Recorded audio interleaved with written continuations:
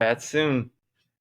Hello, everybody. Welcome to the High Five Guys podcast, or pod for all you cool people out there. We're your hosts, Todd and Chris. Welcome to the best podcast in America, as voted by a very select few people.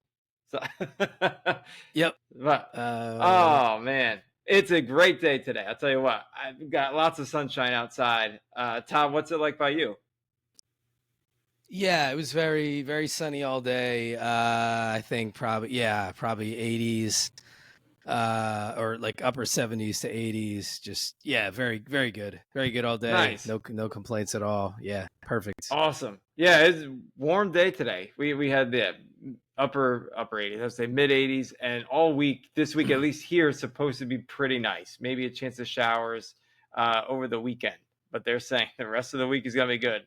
So all right. And oh no, track season not open yet. Yeah, next week, right? That's starts next weekend. Yeah, July 11th. Yeah, Saratoga. They've got a 40-day schedule. They did have a fun little thing at the a couple weeks ago with the Belmont, which is great. But real season starts, and it's just gonna be nuts. There's so much going on in town already, which is just great. And yeah, I can't believe it's July. It doesn't seem quite right. Yeah, it always like, people talk about weekends going too fast, but summer, just nothing goes faster than a summer. It is flying by this year. I actually took a little time this morning, even just to sit outside with Duck and had an espresso before doing a little bit of work. But I was like, wow, where's the time going? Just sit down, enjoy the day, enjoy just peaceful 15-20 minutes wherever you can. Yeah. So this episode is going to be really fun. I know for us, I know for everybody listening, tuning in, it's going to be really cool as well, because we're going to talk about a fun trip that we had a couple years ago, actually, to go to the World Championships that were in the United States. So the first time that they've ever been held in the U.S. So we'll talk about our trip to Eugene and all the fun World Championships, just for people who wouldn't pick up on that, right? Yeah, that's a great point. Said because there are other world championships. That's a great point, Todd. Is the track and field World Championships absolutely in Oregon, and we'll tie that in with what's going on now, because the Olympics are coming here in about a month or so, and there's a lot going on in terms of the U.S. and who's qualified, who's not qualified, in or out. So we'll have some commentary on that too. And of course, we've got some fantastic high fives here that we'll end the show with, and hopefully some laughs and some just fun times. We're in this together, so let's have a good time here, and we'll share a little bit about what's going on too, because it's been about a week since I've talked to Todd. We've sent some messages back and forth, but I haven't talked to you in a week. What's going on? What's new? What's exciting? Yeah. Has been a little bit. I have followed up on the dream to get a little more involved in cycling. Yeah. Okay. I did not buy a new bike yet. I probably should get that new job first. But I would like to get a nice new hybrid bike, like a road friendly bike, because I do seem to find myself on the road the most. I want something that can do that, just that little bit of off road, but road is definitely seems to be the primary thing. Sure. Yeah, but the one I have, it ain't bad at all. It's this Diamondback, this older bike. It's okay. It's fine. But it works. Yeah. And the little the back streets by where I live. There's that crazy hill. Yeah. Oh yeah. So I've done. That's brutal. Yesterday I did. I started by doing 2 laps around just the the neighborhood area, right, which is quite a bit more, a good amount more flat. And then I went up the hill, and then up again, and zigzagged up in there a bit. Yeah. And then sort of did the the descent back down, but the hill crushed me. Oh my god! I can't believe. It just makes you feel so unathletic. It just, it's so weird compared to a flat, right, where you can just put into it and just you feel a little athletic and whatever else. And you go up that hill and just like it you does just feel take a stuff lot. seizing up. I just feel muscles seizing on me and stuff.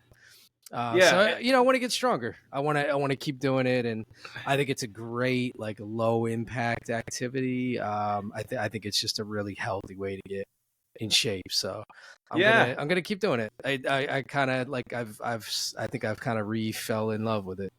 I would say the pod approves. Cycling is fun. I think, as long as you have fun, whatever you're doing, it could be athletic wise. I know lifting weights is not something I definitely enjoy, but if you like it, great. The cycling piece of it, I think that's awesome. Because certainly I cycle a bit as well, and I think it'd be fun to even do that together. But you are getting out there, you're enjoying it. The hills are tough. The hills are tough. They'll become easier over time. Yeah, because it's actually it's weirdly long too. Like it doesn't, if you just look at it, it doesn't look like it should be that long, but like it's something like a half mile That's a good climb. up. And Yeah, it's something like or absolutely. linear distance like a half mile, but then it's Yeah. I don't know how much elevation, but it's you're climbing like pretty significant the whole time, and yeah, it's brutal. And like you said, we went for a nice little run around, nice loop around your house, and that hill probably is a good, I would say, 150, 200 feet of elevation gain. Oh, is that how Like much in is? that Okay. short, Yeah. and that's a good distance. So like Yeah. put it in perspective, and that's a half mile. So let's say it's 200. We'll round up. So Yeah. a mile is 400 feet of climbing. That is a lot. That's quite a bit. No matter whether you're on a bicycle or whether you're, running up it. That's a lot. So yeah, so it's a good challenge. I'd like to get to the point where it's like I can do that. I mean, I didn't stop altogether this past time, but I was close to stopping. And I was down to like gear 1/1. So on the yeah, bike. you were on I was barely still moving forward. Yeah, but okay. I'd like to get to the point where it's like I can do that, like at some kind of pace. Now, were you also out of the saddle? Like, were you standing up, or were you just always I did seated some the of that, whole but way at a up? certain point, like the muscles were giving out so much that it didn't even help much. Yeah. Yep. But I was just thinking back to those times of like, being like a 14-year-old kid just riding the BMX bike around the park and stuff, and just going over jumps and going up hills, and like it just felt like nothing. It felt effortless, And I was thinking back to that. I was like, man, wow, I am not there right now. So yeah, I want to get closer to that. Absolutely, that's awesome. Great weather to get out there, and just good for your body, good for the mind too. So, yeah, awesome. I'm enjoying it. Yeah, love it. How about you? And what's the word? So work has been easier this week, so they are on a week shutdown. Even though my boss said she was going to work, or CFO is going to work, I haven't received an email in terms of what to work on. So as a consultant, I think what's interesting is, they typically tell you what to work on. And, here's what you need to focus on. We need help on this Excel file, this PowerPoint slide. This week has been pretty quiet. So I've been updating some cash runway models that we've been working on, but that has only taken maybe an hour, 2 hours each day. So it's been somewhat chill. And I think obviously with July 4th coming up, the Friday I'm supposedly off, it's going to be easy. So maybe an easy week this week. We'll take Duck out, go explore something, meaning, go out in the river, go out, get him swimming. That'd be really cool if we could get him to do that. So we'll take a look at that. I played some pickleball, went out for a bike ride. Oh, and probably I would say the coolest thing this week is I finally put that part of my car that was hopefully going to resolve the rattling that was in that left front brake caliper area. Oh, yeah, the tire, right? Or the wheel? Yeah. So the wheel of the brakes or something. Yeah. Exactly. So we found this rattling noise, in my Audi that shouldn't be there. It didn't seem like anything necessarily was broken. It was making this rattling noise. Yeah. It turns out it is this retainer clip. So it's a clip that holds the brake caliper in place and doesn't allow it to essentially slide up or down. We put it on there. So my neighbor, he's much more into cars and like can actually take them apart and does work on his cars all the time. It took about 45 minutes, took the wheel off, the lug nuts, and he was showing me how to do all this stuff as well. Had all the tools. We put the spring clip in, lowered the car, crossed our fingers and went out for a ride. And I went over every manhole cover that was in our development, and there was no sound. Oh, It's cool. just, it's like, I couldn't believe first that it actually worked, but two, how much more enjoyable actually it is to not hear that rattling sound. Oh, wow. Like, It's that noticeable. Wow. Yeah, like it makes it just that much more fun. And it wasn't a huge deal, but now it feels like a totally different ride, even though it's just this silly clip. So $60 later. And okay. Yeah. Good win. Feels like a good ride. Yeah, good win. Absolutely. Yeah. And One for yeah, the good guys. That's right. I think this week also from a culinary type experience, I am going to make cottage cheese ice cream. So that's the new thing. I've seen it on the Instagram, on the interwebs. They're all doing it. Cottage cheese is still a thing, and I do like it, but there's no but. You've tried it? You've tried it. No, I'm asking you. You've tried it? No, I've not tried this before. I've not heard of this. Okay. I will absolutely do it. It's 3 or 4 ingredients. So I know it's cottage cheese. I think it's cacao powder. If you want like a chocolate flavored type of ice cream, throw in some, sugar-free chocolate sprinkles or chocolate chips.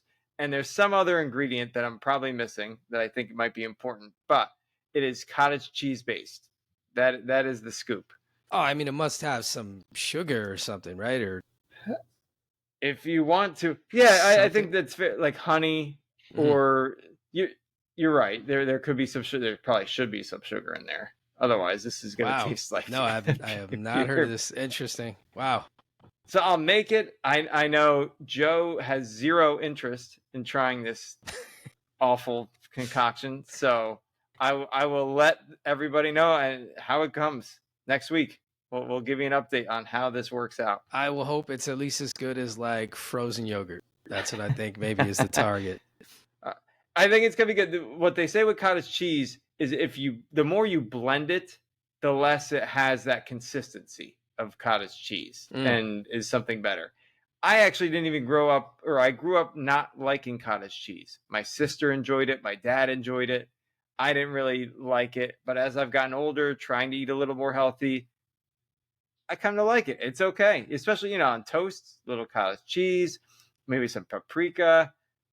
I don't know. Maybe a little honey drizzle on there, or a little Mike's Hot Honey. It's okay. All right. Fun. It's something. I think in your mind, you're like, this guy he's off his rocker. But it's okay. It's all right. I'd like to hear the check-in after the fact of how it went. 100%. We will figure it out.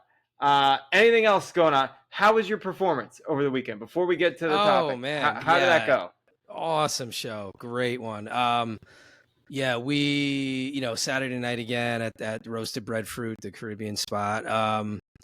We start at about 6:30. We got started about 6:30. Okay, slightly after that, and it started funny because normally we address the crowd and stuff, but it was just the restaurant itself had a very slow night, so pretty much almost everyone who was there was pretty much just our friends and fellow musicians and stuff. Okay, so it's pretty much just our crowd. That ended up being like 15 people or so not so bad, right? But like when it got started, there wasn't really much formality to go through. There's not anybody we don't know out there. So normally Kyle will get up there and he'll like introduce, like, this is what we are. We just sort of started jamming. So these dudes you haven't met yet, or maybe you have the one time, the guys from the Philippines, Mark and Nino, awesome dudes, great musicians. They kind of just came up they were like, "Yo, what's up?" And they just sort of hopped up on stage, and we just started jamming. We just started playing some random songs, and just started singing them, and we're doing Metallica and stuff, like just out of nowhere. Like nobody knew what was going on. So totally different start to the event, which I thought was awesome. I had a great time. Didn't do any of the songs we intended to do. Matt and I practiced and everything like during the week, like the previous 2 weeks before that. And maybe we did the one song. Oh, we started doing the one song. So do you remember that song, You and Me, Lifehouse? I remember it. It's been a while since I've heard it. Yeah. 03 or something like that, right? It's Lifehouse. Or maybe 06. Actually, I'm probably way off on it. Maybe it's 2010 or something. No, I think it's like 06. No, I'll give you early O's. It might be 03. It might be 03. Yeah, but I'm probably going to be off, whatever it is. But it's we had practiced that. That was the one song I think that we did that we were supposed to do. Oh, we did Roadhouse Blues from the Doors. But halfway through, started raining. Or a third of the way through, it started raining, and we were like, you know what? We could probably just finish this one song. But then it started raining a little harder. I was like, nah, I should say, we're outside, right? So that's out in the patio at the restaurant. And you said they did it up real nice, so you guys have like a great spot. It's awesome there. Yeah, I love it there. But but I mean, the rain is, that's a party stopper. So yeah, just midway through the song, just pulled the plug. I was like, no, this is getting worse. I don't need my new mixer to get rained on and stuff. But it was awesome because everybody there, the 12, 15 people, whatever, just sprung into action. Everybody helped us collect. We have quite a bit of equipment now, right? You've seen it, the karaoke setup with the monitor and, dual speakers and mixer, guitars, like it's quite a bit at this point. But everybody, like a colony of ants, just sprung into action, and within about 4 minutes, I think we moved from outside to inside. That's incredible. And then it took me another 15 minutes to set up, and so we're 15, 20 minutes. So we lost some time. That's not the best. So it also was like about 9 o'clock by the time we got inside, and unfortunately, like, they don't have a liquor license, so it doesn't make sense for them to stay open real late. They close the kitchen at a certain point, and it's not one of these gigs where you're just like, oh, let's just hang out and people will buy drinks and stuff till later on. They're not making money at that point. So we end at 10. So we only got an hour from that point on. Okay. But people were outrageously good. Like the guest performances, like everybody who got up there, Kyle got up, he slayed. Tracy, I believe, she got up there. Yeah, just crushed. She was awesome. Gene was ridiculous. He did 2 songs, like just blew everyone away. His sister was there from the Dominican. Okay. Who was like a pro singer in the Dominican. She did 2 songs. She was fantastic. Like, it was just one of those nights. Like, every person did the best I've ever seen them do. I didn't perform again once we got inside. That was slightly before. I wanted to do something. I was going to do something funny. Especially after Gene went, it's just like, all right, I'm not going to do how are we going to? I'm going to do something funny, some group sing along or whatever. But it was, like, another guy who never sang before. Gene's sister's husband. I don't think he performed like that before. He got up, he did something. Nino, he never sings. He's an awesome musician, plays guitar, drums. He sang. He did like a Oasis medley song. Like, it was just that kind of night. Like, it was just it sounds like, go ahead, I'm cutting you off. Fun night. Yeah, just a really fun night. Yeah, everybody in it together, right? Not only from just singing, but help out with all the music equipment to move in. Yeah, it's a team environment. The whole community. It was about the community. It wasn't about me. It wasn't about like us, our band. But it was about like, it was like a show for the community, and they were awesome. And so I think, again, you and Kyle make that happen. The environment, you make it fun. You really do. I think just bring the best out of people, and just, hey, we're here to have fun. If you want to sing, great. if you don't want to sing, Kyle will make you sing. No, Yeah. it's just, it really is all encompassing. Anybody, skill level, whatever, just have fun. And I'll have to give a shout out to the Broken Builds. So that's Todd's group there Yeah. in North Central Jersey. Go check them out. They play at the Roasted Breadfruit. Is that in Wharton Good or call. Sparta? Yeah, Like, what's yeah. the? Wharton like slash Jefferson. It's really, I think it's like Okay. right on the border or something like that. Yeah. Okay. So yeah, they play at the Roasted Breadfruit first, third Saturdays of each month. And now, Wow. do you still He's do got all the Benzies? facts. Yeah. You do Yeah, Benzies yeah. on? We have one coming up end of July. Yeah. There you go. We'll be back at So, Benzie. Yeah. and that's in Denville. Go check them out. It's fun. It's a good time. I know It's I'm fun. Yeah. 3 hours away, which is tough, but Yeah. yeah, it's a We great run it like experience. really low pressure. We just make a really low barrier to entry to like get involved with it. That's the main goal. It's not, nobody's trying to do some stuffy like hoity-toity. There's no like, oh man, this is for serious musicians. We're the opposite of that. Yeah. Yeah. Yep. So they're awesome. Thank you for sharing that. Sounds like a great performance this weekend. Yep. So All shout out to you. Yep. All right. Sorry, talking about myself too much. Okay. No, it's all good. The people want to hear it. They like that. They like that personal touch to the podcast. All right. And I know we're hearing it. If you're watching on YouTube, this is great. Or even I know Spotify, we've got the videos loaded. We've got some Eugene and Olympic type of attire. Yep. Todd's got on what do you got, Todd? The famous Tracktown Pizza in downtown Eugene, Oregon. They are like a well-known staple there.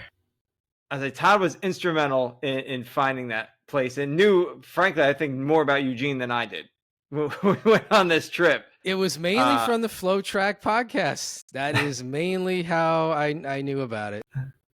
I listened to those guys for a long time. But yeah, they talked about Tracktown Pizza at a couple of points. So Todd's like, we got to go check it out when we go there. And, I've got a Olympic, Team USA shirt here. So really excited. I don't have any muscles. Can't flex. Love it. But yeah, we had an amazing experience out in Eugene, Oregon. So for those that don't know, and Todd, jump in whenever you want. So we're going to give just a quick summary of how our trip was to Eugene, but also the experience of being at the World Track and Field Championships. Yeah. So they normally do it, I think it's every 2 years, right? The Track and Field Championships. Right. Yeah, I believe you're right. I forgot it actually was on that schedule. Yeah, I think you're right. So they normally do it every 2 years, and Europe, I think, is predominantly where they're normally held at. Maybe some Asia, I think, a few times, but yeah, the U.S. finally go for it. Oh no, I was just gonna say I know there was like one in Doha, which is over. Right, in the Middle East, and then there was London, I think, was one before that. So yeah, it's been around, but yeah, it's never been in the U.S. So yeah, and. No, we talked. I think you even approached me and said, "Hey, World Championships are in the U.S. this time for the first time ever. And do you want to go?" And we talked about it a few more times, and schedules worked out, and said, "Let's do it. Let's make a trip out and go out to Eugene, and hopefully get a chance to explore some of the area too." But the main focus was we'll get to Eugene. We'll be in this World Championship atmosphere. Maybe we'll buy tickets for multiple days. We'll see how it goes. And I mean, what a time. We ended up getting tickets for at least one day. And it was really the night session that we got tickets for. But it was packed. We had a great session there itself. But the whole trip was actually really fun. It was educational. We had some we had a Mount St. Helens viewpoint experience. Got to learn some history about Mount St. Helens, which was awesome. And I know I'm kind of I'll get this in more chronological order, but we ended up flying out to Seattle and driving down. So Eugene, there's not really a direct flight. You could make your way there, but it's much more costly. So we said, let's fly into Seattle and then work our way down, and that was good. Except we stayed the night at a hotel, which was okay. the hotel experience. Do you remember that one? Yeah. What is that called? I think it's considered like a bad town. Right? Do you remember what was the town I don't name know in where you're Washington? right. I don't know where we It's stayed. That's a considered good. like a bad town. I was fine with it. Whatever. Yeah, I thought It it was was a fine. hotel. It was one Yeah, night, right? We yeah, needed to stay one night, yeah. and so we early the next day go to get our car, and of course there were no cars available, and they gave us an option between a truck and a minivan. And what did we choose, Todd? We chose the minivan. Sure did. Sure did. It was actually, it worked out great. It got pretty good gas mileage and is very comfortable. Yep. You know, Yep. I mean, you could open the windows. We had the soccer mom wagon all over town. Yeah. Oh, I will say just too, like just the trip down. One thing, like the tickets, there was a slight sticker shock, right? Like for one evening session. Yes. It was more than I expected it to be. And I get it. Like it's it's a world class event, whatever. But I just thought like, not dissing track at all, but just the relative popularity, right? I thought maybe because that, like maybe it wouldn't be too much. We ended up getting pretty good prices, it was StubHub or something, right? I think we got like sometimes on StubHub you get like a weirdly like anomalous price, like other tickets right next to it are $90 more. It was one of those. We got like the $90 cheaper tickets.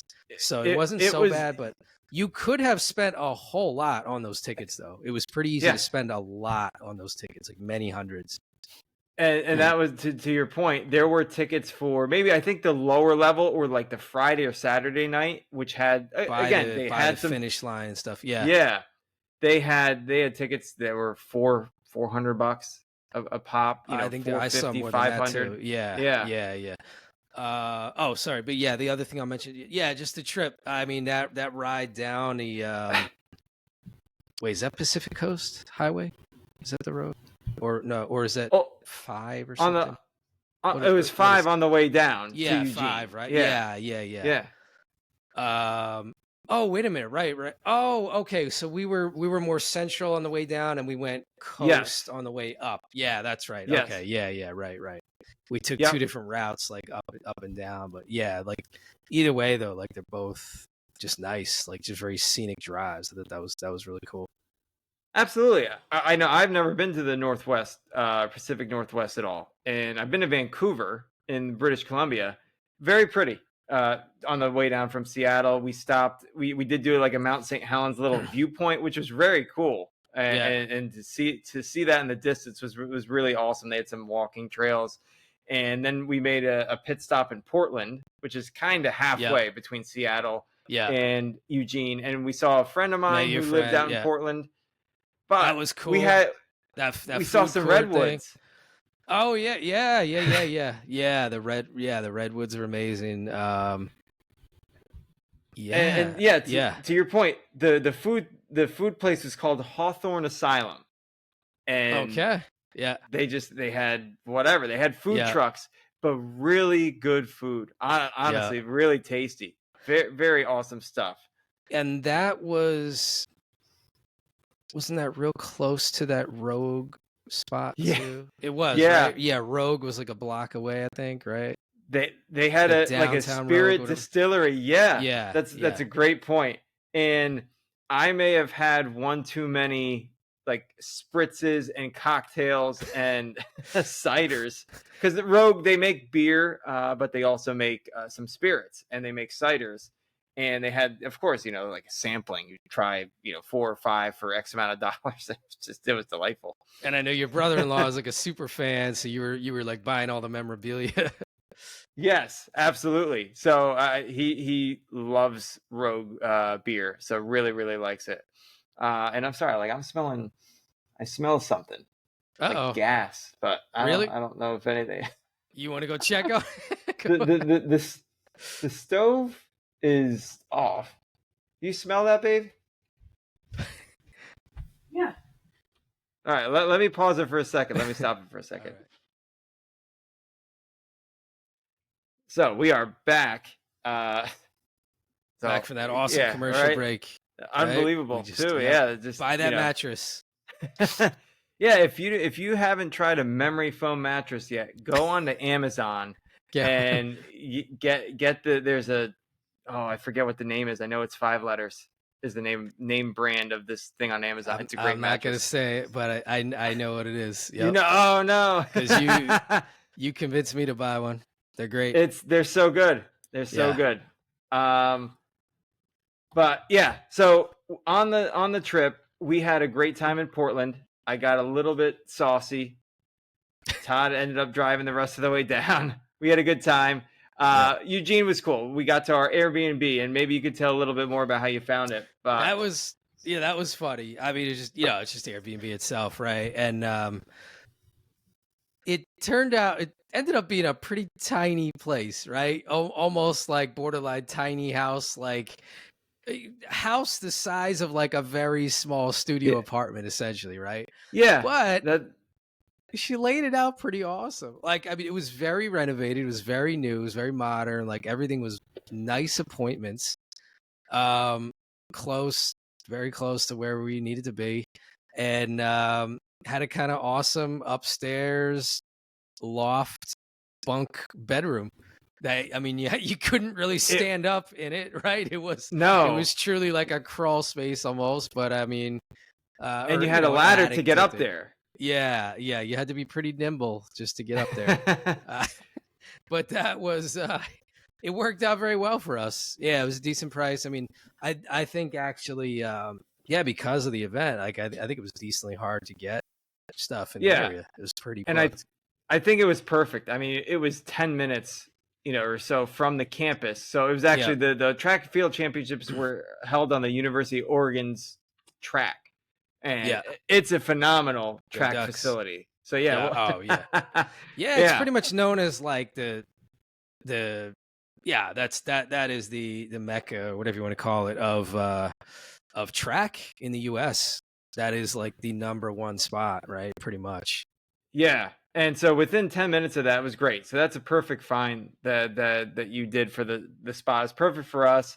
We had a little work that we were doing as well, so we brought our laptops and Oh yeah. we got we don't want to think about that or talk about it much, but we did have a little bit of work. So we did that on the Wednesday before the event, and even I think Thursday, or maybe it was Thursday morning. I have no idea. It was a quick trip. What we did though was also stop at a really cool bakery in town or close to where we were staying, which was really cool. We had Oh, a muffin and that was a great whatever, some place. Yeah. yeah. Yeah, that was good. That's phenomenal. So that made the trip even better. We worked a little bit in the outdoor patio, and ultimately I think we went Wednesday night downtown just to kind of experience it as well. Yeah. Yeah. Now, yeah, that was really cool to see. I love that. Like, that's where it started getting really awesome because just around the campus, right? That's where all these class athletes were. They were all like in the dorms, all Yes. the Yes. Kenyan runners and whatever, right? They were all in like the University of Oregon dorms, and so as you walk around down there, just a random time, they're just around, right? And the average person's not gonna know hardly anybody, but like, as us being a bit of track nerds, like we're going around and we're spotting some people. We're like, oh man, there's that 1500-meter girl or whatever, That's like yes. that top 5 person or something. Like, we were spotting them like around town here and there. And yeah, Absolutely. it was cool. Like, that was just really cool to see. Yeah, and so we were there that night before, our tickets, and just explored. Like you said, we saw some track people, some very famous Uber athletes, and then just being that the whole town embraced like all of these Oh athletes yeah. and the world championships. It was Oh like, yeah. we're here You for it. knew what was going on. Yeah, I remember even this is jumping ahead a little, but like Tracktown Pizza itself, right? I think the night after. Yeah. Oh, yeah. I think it was the night that we were in the stadium. Later on that night, they had a special event where all the athletes were serving the pizzas, They did. and it was literally like our biggest athletes. It was like Noah Lyles. I remember a Thing Mo for sure. Yeah, Ryan yep. Krauser, the shot putter. Yeah. they were bringing the pizzas out to people, like they were And acting I'm as the shaking my head. servers. We had no idea. No, I don't. right. We That saw that was there going was like on. 1,000 people online going there. We're like, Yes. okay, that's too ridiculous. But yeah, we didn't know that event was happening. I probably would have waited on that line if I knew. That would have been really cool. I mean, the whole experience again was just fantastic. In town, so anywhere you went was people who not only from the U.S., from Jamaica, from Morocco, from wherever. Yeah. People were just excited for all the athletic events and what was going on that Oh entire God, week. and the Jamaican fans, man. I mean, there's Unreal. nothing better. Like, they're the types of fans that you want to see. You hope to see when you go to like a rugby match or something, or a soccer game over in like, football over in England or something. Like just the people just going crazy. Like the Jamaican track fans are actually like that. Like every Yep. single one of them is dressed in all the colors, wearing giant hats and everything. Like they're so passionate. Absolutely. And then so the day of, so we said, we're going, we're getting ready. We wore our fun outfits and walking downtown, or once we drove there, walked downtown.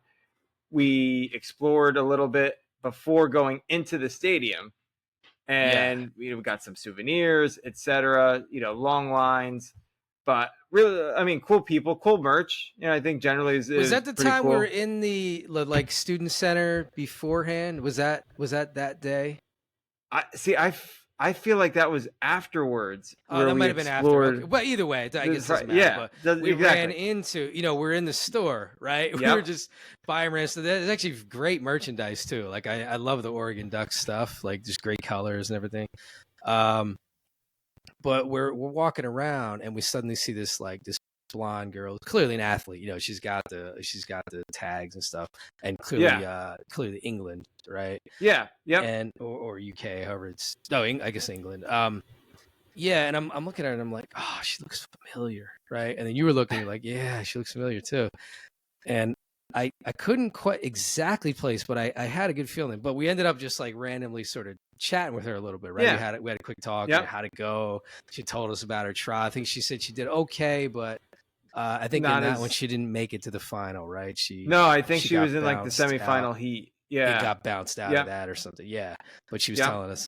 And it was bothering me, and I'm like, I really think I know this girl. And we looked her up later, and it was like she was a super feature in the previous Olympics, because they did a whole I remember if you watched that broadcast, they did a little story about her like just before the race. Sometimes they do that, right? And it's actually unusual on like an English American broadcast. They're gonna like do that for like a British athlete, but they did. And her race was next, and she was doing the hurdles, 400 hurdles, and she literally crashed out of the first hurdle. So that was rough. I'm actually glad I didn't remember a little more and like reference it or something, like, because that's not good at all. But yeah, she was very friendly though. She was awesome. Like that was fun meeting her. That's exactly what I was going to add. Very personable. I think we saw a number of athletes on campus. Like Todd said, they're staying there in the dorms, and they're doing some strides and stuff in and around the roads on campus. This athlete, can we name her? We can name her. She's an athlete. If you want, yeah. No. Okay, we'll keep it in suspense. Go figure it out. Yeah, they can go find it. Yeah, but very friendly, and I think that's what made it really cool was being able to strike a conversation and keep it casual, keep it easy, and just they're just normal people.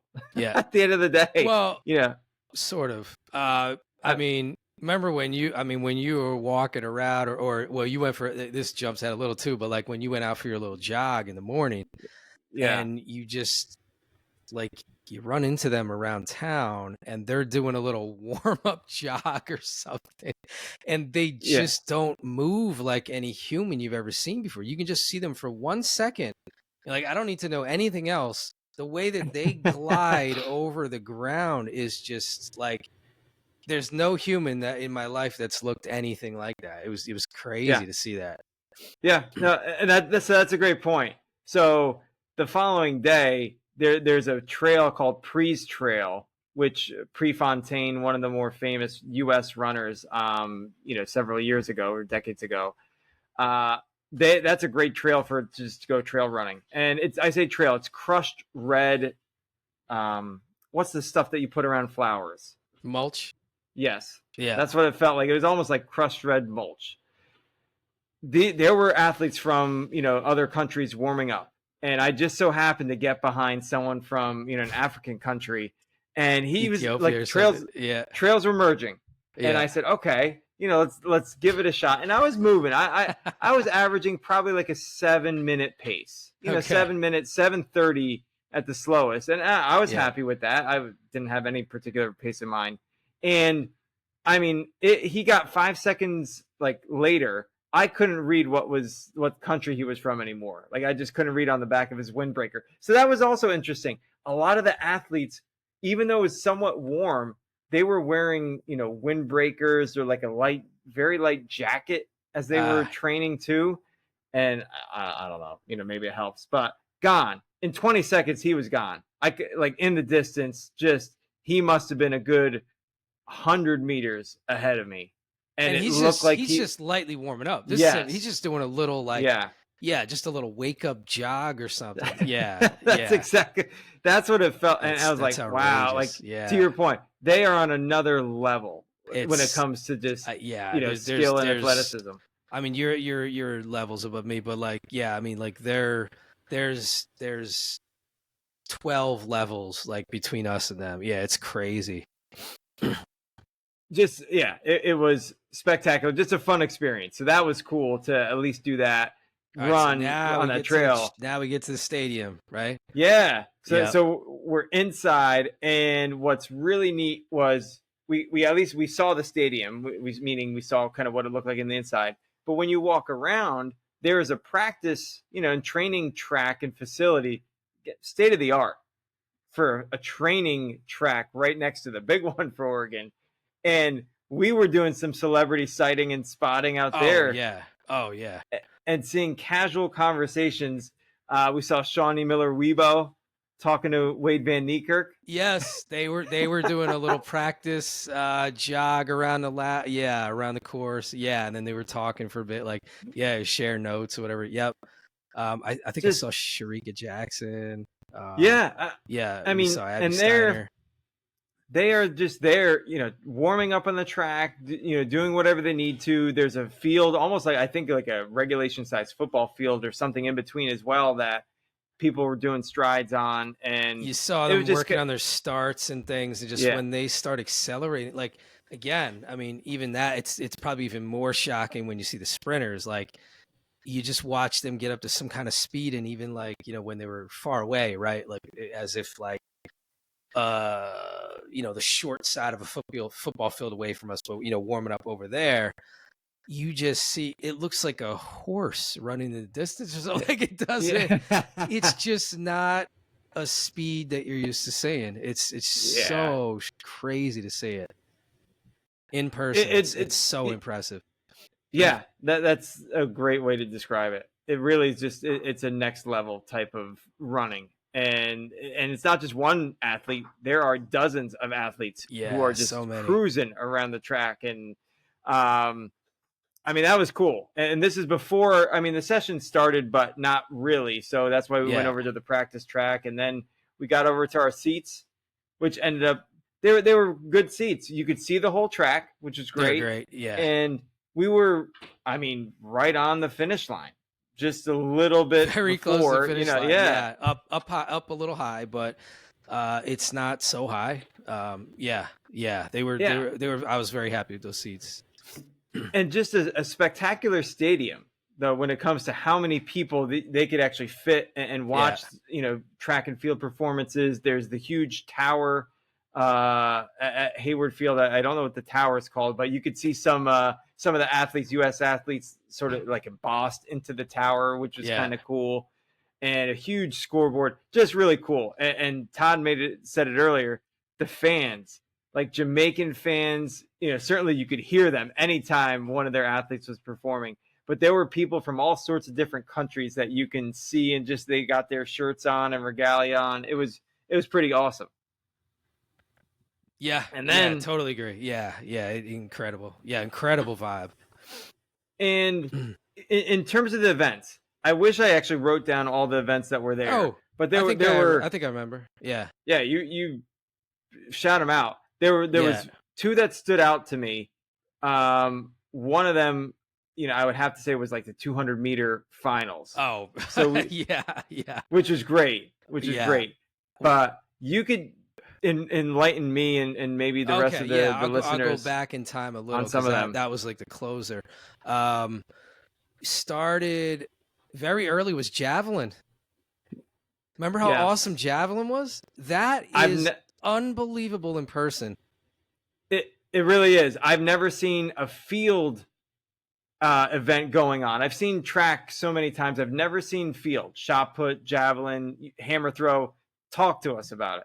It's so awesome. I mean, because it's right there. I mean, I actually, in some ways, I think it's crazy that they still do it. Like just in the stadium, it feels like they should do it like at an alternate location, right? Just where there aren't people around.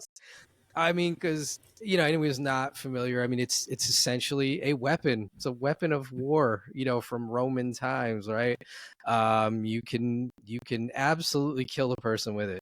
And so they just right in the kind of football field or whatever, in the middle of the track, they get out there and they throw.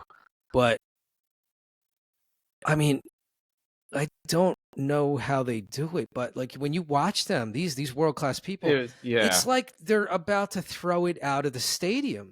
You know what I mean? Like you're sitting there. It's incredible. We're up way high, right? How high. Yeah. And it's like if they turned and threw it like towards us, it could have like probably gotten to us in like, some of the sort of upper-ish deck. Absolutely. Yeah, like it's so impressive. That was so much better than I expected it to be. I was shocked at how fun that was in person. It definitely blew my mind, like how far that javelin went. And just to like going off of what I've got here, it's 90 plus meters. Yeah, is what like the top and world record is. Yeah. In terms of javelin throw. That's ridiculous. I mean, that's a football field. They are throwing the length of a football field. Yeah, with a javelin. Just crazy. Just absolutely. And nuts. I think both those guys, like the kind of popular guys now, like the guy from India and the Caribbean guy from like Bahamas or something like that, right? Or wherever. I think Grenada. Both, that's a great point. Is it Grenada? Yeah. I remember watching both of them, and you could just see like there's two people here that are different than everyone else too. So that was cool. Yes, that was one. I don't want to go too long at javelin, but triple jump also was going on. Very fun to watch, and that was on the near side, so that was closer to us versus, let's say, the back stretch, if you will. That was really fun to watch. Just again, how athletic they were to do those three jumps and spring off, and I think 7 meters. Maybe that's too small. I don't know. It's like 20. Yeah. I don't know. 19. Yeah, it's okay. It's more like it's 20 meters. Yeah. Wow. Okay. So the women are doing like ridiculous 17s, and the guys are doing like elite. I think is doing 20. Yeah, 20 something. But women are definitely in that like 17 range. Yeah. But it was that was cool. That was fun to see. And then I know there were some heats. So there were some finals, and there were some heats. It was a 800 meter. Do you remember who was in that? A thing, wow. Yeah. So that was cool. That is really great. And seeing her run is just effortless. Yeah. Just a gazelle. I mean, just an absolute gazelle. Like among all these super athletes, to be like more super than everyone else is really unreal. It's something different. Yeah. And it was like too easy for her. Yeah, and so she made it to the finals, and that's what was cool is there's still storylines building. So yes, you had some events that were final events, but there were still some heats, some qualifiers, semifinals. So athletes were putting their best foot forward because they wanted to make sure they got to the next round. Yeah. And And what was I interesting, think there was a long race, right? Wasn't it like a 5,000? yes, 5,000? Something like yes, that, right? I Yeah, think yeah. like Oh, yes. Oh, how could we forget that? Jakob Ingebrigtsen. he was there. He was there. Was that a Yeah. that was a I think it was a heat. qualifying? I think Yeah, it was that a was a heat. heat. Yeah, Yeah. because he came around that final bend and he's running. He did a full turn to the crowd. It did a full like, Yes. yo, get up, get like on the final stretch, which is, I mean, that's That's pretty epic. crazy on the final stretch. Yeah. That's Yeah, great memory. I forgot him doing that. That's really good memory. that was a funny moment to see. Yeah, so we were there for that. So yeah, encouraging the crowd to like really, cheer for everybody. Yeah, I think it's great. But yeah, incredible to do that like during a race and just, he knew and he was going to make it to the next round. and those guys like going back to like just the awe again, like that's one of those when you watch a long distance race on TV. Oh my God, even a marathon or whatever, you don't get the full appreciation Yeah. until you're standing somewhat close to them, or they get that. Sometimes the real extreme close up camera shots sometimes gives it some credit, but being there close to them and just an easy pace, right? They're just kind of they're not struggling, right? This is comfortable, but they're actually moving like, I mean, I'm not slow. They're moving like as fast as I can sprint. Yeah. Right. On like a 5,000 or something. It's maybe I could sprint slightly faster than their pace, barely on a 5,000, right? But when you talk about a mile, I think that's about like what I can sprint. It's insane. It's insane. It's another. It really just is crazy. It's absolutely crazy. Just how much more athletic people can get, right? Yeah. Or how highly skilled the top athletes in the world are. Yeah. And when you break it down to, oh wow, I could run this pace for 1 lap or 2 or a mile, and they're doing it for 10 laps, or they're doing the pace that they do for 800 meters. It's ridiculous. The 800 is, I'm pretty sure. Yeah, it's faster than I can all out sprint. Yeah. Yeah.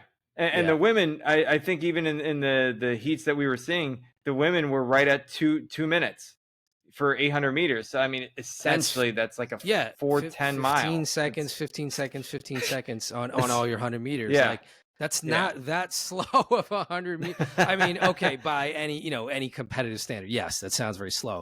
But go out and try to run 100 meters and see what you actually get. You'll be surprised that something like a 15 is actually even not that slow. That's actually pretty fast. Yep. And so really just something different, being in the stadium and watching. It was about 3 hours or so worth of events that we got to see, which was great. And they were pretty punctual when it came to, here's the start time for this event. Here's this event. Yeah, I will say that. Yes. Yeah. Sorry, go ahead. Yeah, just agreeing. No, I'd just say really, really punctual.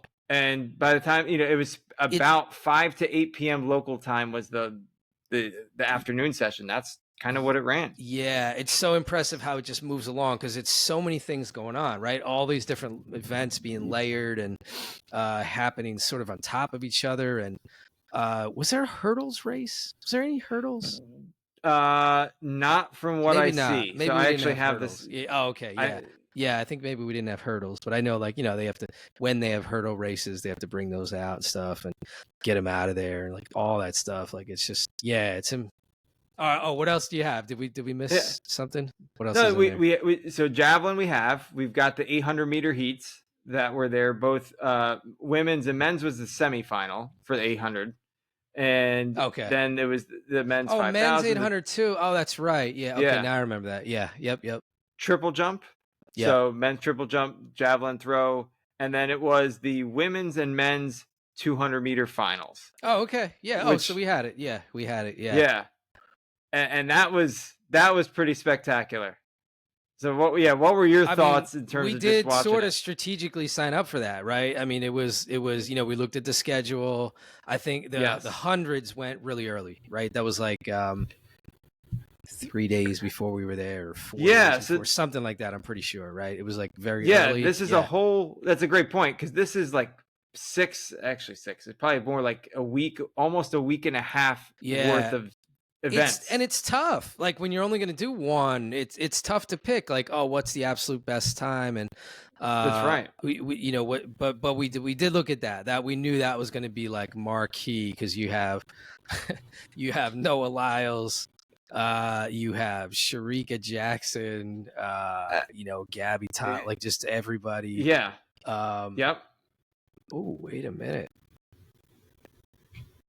Oh yeah, okay, I do remember. Yeah, Abby Steiner, Mujinga. Oh yeah, that's right. Yeah, so yeah, all right, yeah, let's jump into that then. So that was the grand. I mean, that was the main reason we went that night, right? So Yes. what are your Yep. thoughts on that race, or those two races?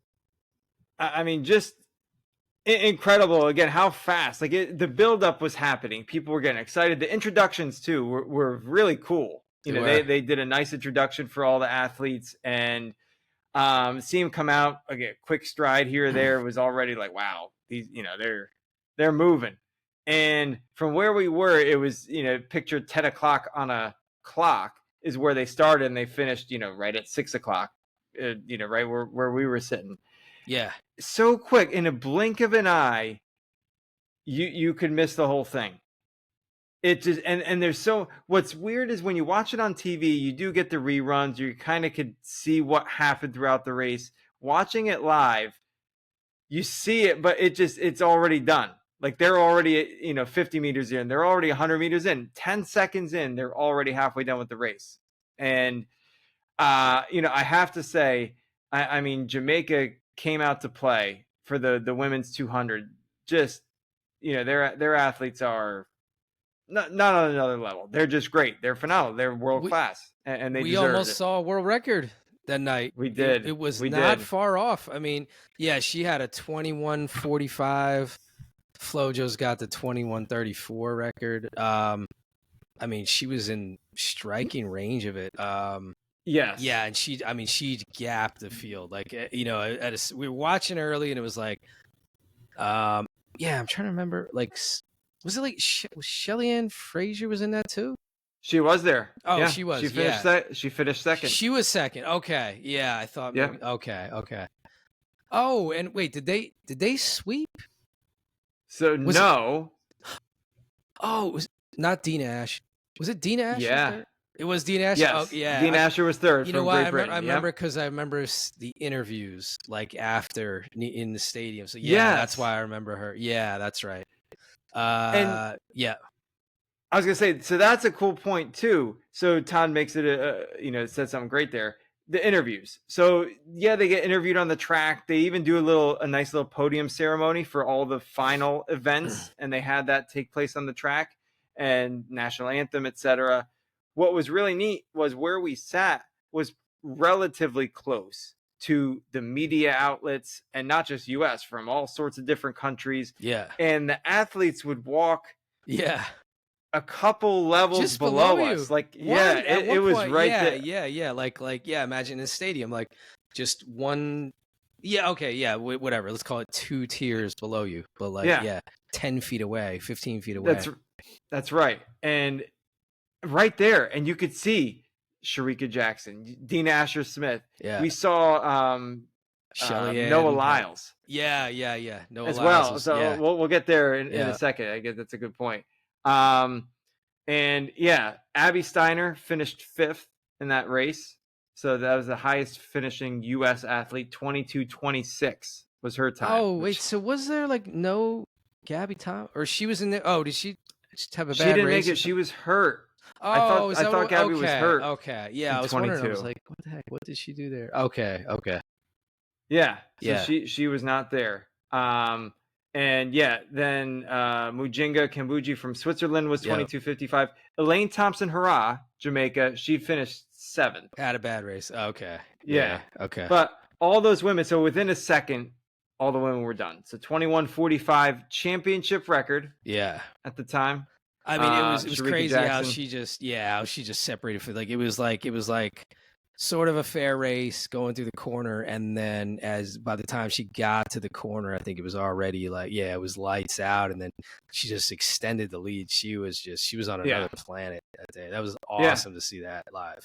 Just really, really, really special. So that was fun. The women's 200 meter was really, really cool. Yeah. And I would say 15 minutes later, yeah, if you will, the men's 200 meter kicked off. Yeah. And what are your thoughts on how that went? I mean, equally amazing, right? I mean, that's Noah Lyles' fastest run ever. 19:31, right? Yeah.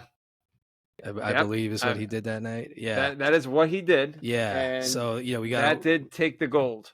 1919 world record, right? Usain Bolt, like that's the closest anybody's been to any of Bolt's records since he retired. Yeah, that was crazy to see. He just did his Noah Lyles thing. He did everything. Like, he had a great start, but then he just accelerated and just kept the same way. It was him and Sharika were like, they were just both on, those two were on another planet. Was it Kenny B? Is that like Kenny B? He was Fu Kenny. Yeah, he did well, right? He did well. He finished second. We swept it, right? We did sweep it. We swept it. Yeah. So that was something special to be there and have a USA sweep. Yeah, unbelievable. Just crowd went nuts. It was electric. He tore his shirt off after he's running around. We were not far from that, right? We were pretty close. That was all happening like close to where we were. That was really cool. And saying that, there were no Jamaican athletes in the men's final. They didn't even run it. Final. Wow. Yeah, that's weird. Yeah, they did not make it. I know Johan Blake did not start in the semifinal. So something happened there. Oh, he had some injuries. Okay, yeah. But Noah Lyles, Benerick Knighton, all sub-19s or sub-20s, I should say. Joseph Fanbala. Oh, he was in. I didn't remember him being there. Okay, he finished fourth. Remember him being there? Yeah. Okay. Finished fourth from Liberia. Ogando from Dominican Republic. Yeah, I mean that name you'll hear him around there. Jareem Richards of Trinidad, I think was really excited to have someone make the final. He was the first one at 20 seconds, so he was 20.08. And then Canada and South Africa to round things up. Okay. On the men's 200. Yeah, that was incredible in person. I mean, we loved it. I remember we went and watched the broadcast back later, and I mean, hilariously, we were able to see ourselves up in the stands, right? As the camera panned around, it had that wider shot. I think the camera was behind? It was behind us, right? Yeah. And it's sort of like panned around or something, and sure enough, we could like pick ourselves out with our crazy American flag shirts and stuff we were wearing. Yeah, we were trying to like say, maybe we could wear something that people could see us, or we could find ourselves. It was great, just really electric. And I think, if you don't watch track and field or haven't ever watched it, it's probably more exciting than you think it is. And we're geeking out on it. Yeah, and even if for some reason you don't love it on TV, which, man, I don't know. I think it's just great to watch. Actually, I can get it. If actually a lot of sports, if you had no experience with it yourself, if you never touched it in your life, or you're just not inclined to it, I get it, like not liking it. But if you've ever done it, and then you just go and see what these superhumans are capable of, and to see it in person, like it's like hockey, right? Like hockey is like 3 times as good in person. I didn't expect track to go this way, but I thought I wouldn't quite say as dramatic as hockey, but better in person, which I didn't expect. It was engaging. Yeah. It was very good. Like if you said, I'm going to go see track and field, and someone tells you, okay, it's going to be good, you'll actually have nonstop action. It lived up to that hype. Honestly, it was very cool. And maybe being a world championship type of event, maybe a lower level track and field meet might not, have that much excitement, but there was a lot of excitement. It was great. It was awesome. Like you said, so much of the international flair was a huge part of it. Just seeing Kenyan, Ethiopian fans, the Jamaicans, the whatever, Eastern Europeans and stuff. Like that was actually really, really cool to see. It was this whole melting pot, and yeah, it's different. Yep. It's different. There's not a lot of sporting events like that, actually. Yeah, and going back to campus, I think what's interesting, I'm just making this observation now, is we saw people from all sorts of different countries, right? Great Britain, Estonia, whatever, Lithuania, Eastern European countries, Africa, and they're walking around on campus. You kind of, you give them your space. They're doing their own thing, whatever. I don't recall seeing anybody from the U.S. team walking around on campus. Like what we did on that day. They very well could have like been somewhere else. They could have more backing, right? Like Nike's putting them up in some special thing or something. It might be something like that. Sure. But I think it's interesting. I don't recall seeing anybody, with the U.S. garb on. Wow. That's a good point. Yeah, I never. That's funny. I didn't think about that way either. Yeah, interesting perspective. Yeah, I think you're right. The one thing I want to jump into though is just the right after the event. And that was unbelievable. Like it almost got better. Like as crazy as that sounds, right? So we're sort of walking. We're again we were kind of upper deck, right? So we're coming down a bit.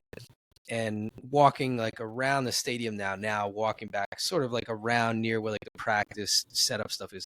But they also have these tents set up, right? Where all the individual countries are. So then as we're walking by, we suddenly see like, oh, here's the US tent. And next thing you know, you look over and like there's Abby Steiner and there's right? There was some other, I forget who else was there. There's a couple other people. And you start shouting out, you're like, hey, Abby, like, nice job. She had just finished running a race, and you're like talking back. You took a selfie with her. I took a selfie. She was like 30 meters away, right? Like, but he was over the railing and like did a selfie like this with her. But she's waving like, in the back. Yeah. Is it a thumbs up? It's thumbs up. That's awesome. Like fun personalities, too. Yeah. I think that's what's cool. Because there were some athletes that were in the zone. Right, whatever. Don't talk to me. Maybe I didn't have a good race, whatever, this and that. And I would shout to. I think there were some Polish people, and I shouted to some of the Polish athletes. But Abby was really cool. Like she was just like, okay, whatever. I'm like, let's take a selfie, and she's like, all right. Yeah, that was cool. And that was fun. And then we ran into, Titans on the way out, walking through the crowd. I look up, and she looks different, but like. There's Jackie Joyner-Kersee, right? And so 100%. We went over and had a really quick chat with her. We got selfies with her. Next thing you know, you're looking. Oh, there's Sonia Richards, Sonia Richards-Ross. She was announcing, and she's just walking around the same ring. And we went over, got selfies with her. That was like, when does that happen? You don't walk out of like a Knicks game and like.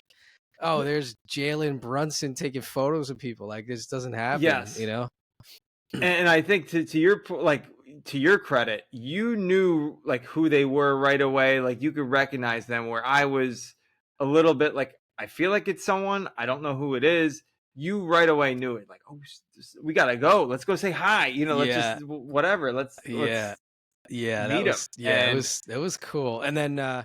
The final one was on the way out. Actually, probably my favorite person who I've always just thought she had an amazing attitude. I've always watched her, and I love people that you see like they have that great appreciation for their competitors and stuff, and they're always like hugging and big up in people and stuff. Mujinga Kambunji from was it Switzerland? She's Switzerland. Yeah. Yep. She was in that 200 and she didn't have a great race. It wasn't a good time for her or anything, but she couldn't have been nicer. Couldn't have been in more of a public place. She literally positioned herself at the exit of the stadium where like it comes together where you're going through a fence. She was like near that, just chilling with people, just taking photos, talking, laughing with people. Like the same girl that I've always seen, you know, that I've loved from like just watching her attitude in the meets and stuff, and congratulating everyone else. You're like, oh god, she looks so friendly. You root for her. She was exactly that person. She was exactly that. She came over, took some pictures. You know, I was like, you know, oh, yeah, I'm always root for you and whatever. I always say dumb stuff to celebrities, but I say the dumbest things. I say that makes two of us. It's you know, because you either overthink it or underthink it, you know, and you're caught off guard. And like, you know, if I could go back in time and have another 30 seconds to collect and say something just better. You know, you definitely get would. like a cheat sheet. Yeah. Hi. Yeah. And you don't want it to be too inside, because then you're like stalkery sounding or something almost. Like, you know what I mean? Like, you have to find that right zone. And I just don't play it cool. I'm not cool. And I fan out too much, and then I just say something dumb. But no, actually, I don't think I was so bad with her. But yeah, she was so friendly. Took a couple photos with her. She was awesome. Very personable, and just, you know, enjoyed like just hearing her from her perspective. You know, not only how, you know, today went, you know, like you said, it wasn't her best event or wasn't her best race, but just overall, like just, you know, how she's, you know, gotten into track and field, if you will, or just performed, and just, you know, her time here in the US. Just, I think very cool. Really, really just genuine person. Yeah. And yeah, that was awesome. All those things, those brushes, like the only other time I've experienced it on that kind of level where it's just like, oh, there's a famous person. It was probably tennis, going to like a US Open kind of finals kind of match. Weirdly enough, Trump was at it. That was one of the celebrities. This is many, many years ago. This is like 20 years ago. Yeah. Or more, 25 years ago. Trump just happened to be sitting like across the court from me. It was like a Capriati match or something. Okay. Yeah. Weird thing. Yeah. No. So it's interesting being like in that same vicinity. Yeah. As, you know, celebrities, or, you know, in our case, athletes, and just heck, being able to talk to them. Yeah. That's great. Oh, right. Yeah. And in this case, the track, just talking to like the people you just watched on TV and stuff like that. Yeah, it's weird. But absolutely. Yeah. And Sonia Richards-Ross, for those who aren't aware, she is the American 400-meter record holder.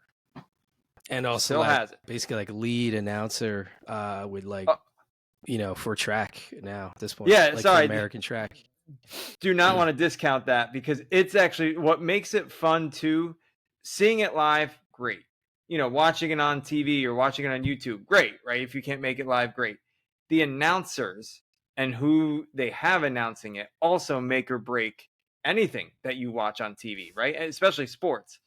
And her, Lee Duffy, you know, Jackie Joyner-Kersee, like her commentary from her experience, I think, you know, NBC has got a really good high caliber like roster when it comes to announcing track and field. Yeah, they're great. Yeah, no, they make it fun. Yeah, I love like Otto Bolden. That's the other one. Yes. Yeah, they the passion they have, like you feel it. It's the same with like those flow track guys that I love. That I can't believe like they don't do that podcast anymore. I mean, it still exists, but like the guys that I love, Gordon and wasn't it 5 letters, his name? Oh shoot, sorry. Not like Flacco, not. Oh, I can't believe I forget his making name. Up names. Oh man. But we saw them. We walked behind them too. Yeah, that was the final celebrity spotting. We were walking back, and I had already just, you know, said dumb stuff around celebrities, and like, I don't think you quite list them as celebrities, but like in my mind, right? Like I've listened to their podcast so much that like to me they're like a little mini celebrity, that I was just like, oh god, I'm just gonna say dumb stuff again. So you were trying to encourage us to go up and tap them on the shoulder. But I was just let's like, go say hi. I saw them filming something. They were filming like a little Instagram or, you know, whatever live. So I was like, I don't want to bother them. But and they were probably like working on their podcast or trying to make something happen with that. Yeah, I think that's what they're doing. Yeah. And I mean, what did that, you know, so that was an awesome Thursday. And then Friday, we also had some fun still in Eugene. have a good time, go explore a little bit. We did a really cool hike that was recommended to us, Oh I think, yeah, just that on was the incredible. outskirts of That's Eugene. right. Yeah. And, we got to go downtown, and craft breweries, really cool. I think, again, Pacific Northwest, never been there before. That's a great little Really town. eclectic type vibe. Yeah, Eugene, Just Oregon is awesome. it is a great little town. It's a great little walkable. The weather's good. It's a kind of awesome place. And then is that the same night we went down near the river to that like watch party? Was that was that next Yes. night, right? Yes, Yeah. that was the next night. And And a couple events going on, but I think there was one in particular that a lot of people were excited to go see, and that was the 400-meter women's hurdle final. yeah. And Tom, how'd that go? Well, just before that, because then it'd be anticlimactic. But like the men's 400, the men's 400 happened then too. So men's flat 400, because I remember Michael Norman won that one. It was a really disappointing time. It was slow. It was like 44 mid or something, which is, I mean, whatever. I mean, it's so much faster than I could run in my prime. But Yeah, like for them, it was sort of slow. It was sort of disappointing time. But whatever. Yeah, well, American that's perfect memory. Yeah. Okay, but we had an American win it. But yeah, oh my God, the women's 400 hurdles. Yeah, it was this supposed showdown between Sydney McLaughlin and Femke Bol and Dalilah Muhammad, right? Yeah. And those are like, if you don't watch track and field, those three women, like those names are synonymous with top of the leaderboard on any given day. Like any given world championship leaderboard. Lists. Yeah, the all-time historical list. Yeah. That's like the top 10. Yeah, and consistently, especially over the last 2-3 years, the world record has fallen.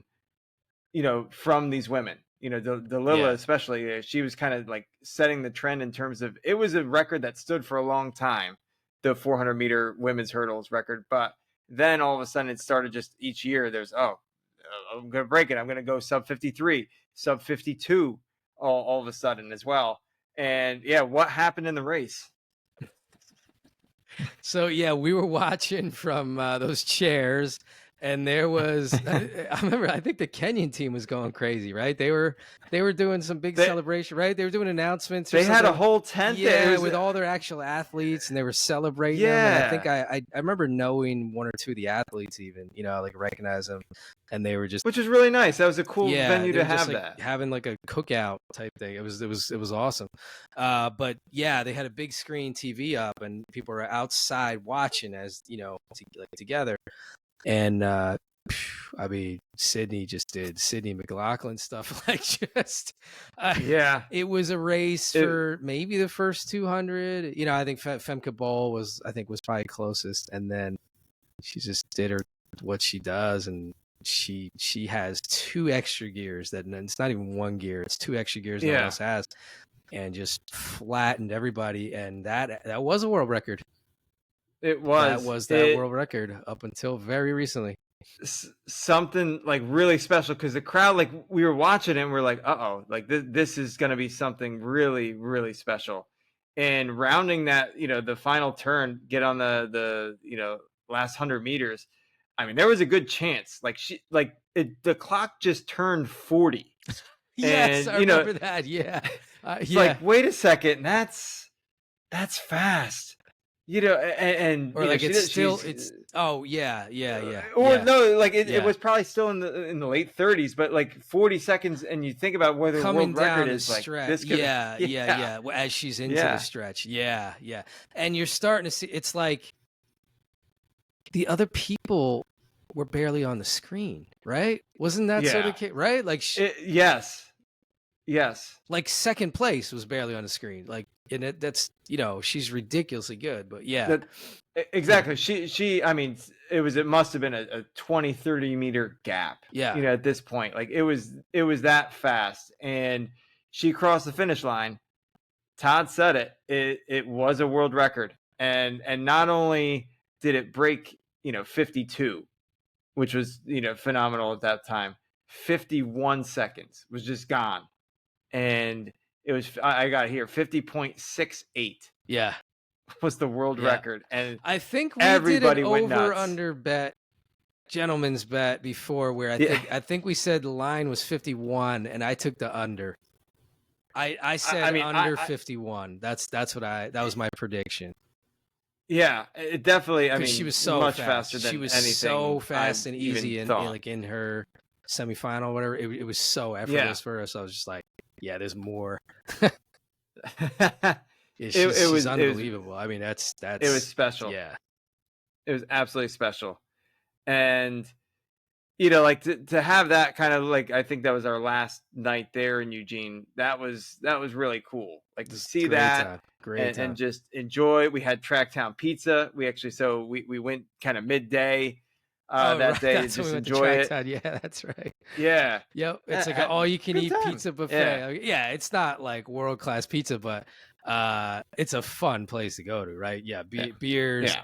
Everyone there's talking track. Like that's what's so awesome, right? Just all around town where we never get to talk track, right? I mean, with each other, you and I, that's about it. Yeah. I used to talk with my dad.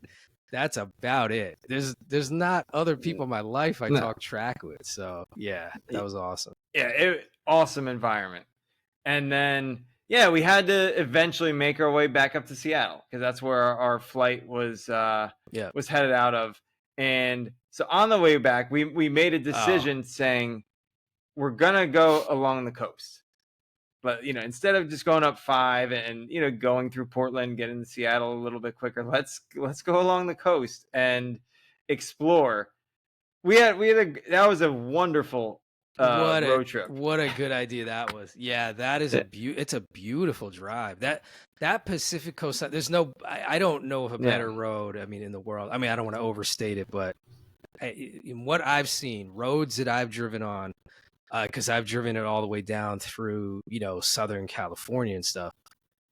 Yeah, it's just one unbelievable sight after another. It's such an incredible drive. Like if you ever just go out there and like do the whole drive of the Pacific Coast, it's fantastic. Yeah, just cliffs. I mean, just weird waterfall things or whatever, right? Just just mountains. It's just all kinds of stuff. It really was cool. We started out. We eventually we were going north and then went west. We went past Oregon State University, and then on our way to the coast, our first stop was Rogue Brewery. So actually, their main brewing facility. Yeah, that was awesome. Yep. That was really cool. You could smell, the malt, the yeast in the air. Yeah, that wasn't the best smell, but awesome place. Yeah. Yeah, interesting town too. I think a lot of it is stemming from Rogue being like I'll call it a main employer in the area, etc. But then driving on the way up, we stopped by a couple cliffside areas, and you could probably make a point to stop every couple of miles. Oh yeah, remember that one we saw whales? Yes, that was crazy, right? I have a little clip of a whale for like 3 seconds on a video. I don't know where that video is, but I have a recording of that. Incredible, to kind of just see it out there, and there were a few other people next to us too. Like, did you see that? They pointed out to us. We didn't see it on our own, but we looked and it was like, oh yeah, there it is. Wow, it's a whale. That was cool. So we did that. So whale somewhere out in Oregon, and then we're continuing going up Oregon, and we stopped by. We had a clam chowder or some sort of chowder. That was phenomenal. That little place by this cliffside, by the waterfront type area, just your little typical beach town type joint. And that chowder was phenomenal. Yep, something else. And then we also did I was gonna say cidery. We did a creamery. We did an ice cream place. So we're still making our way up the coast, and I know there's got to be some. I think there's an ice cream place here, Tillamook. And sure enough, I mean, we looked on the map. We said, okay, why not go do that right now? Interesting, yeah. And we stopped by Tillamook. I forgot about that. Yeah, that was cool. And they have cheese. Didn't know they had cheese. They have cheeses. We got ice cream, and of course, we don't just get ice cream to eat there. We got a whole like half-gallon of ice cream. I want to say cherry flavored or Yeah. black raspberry or something. The Cherry wait chocolate. was too long to get like the scooped out like cone.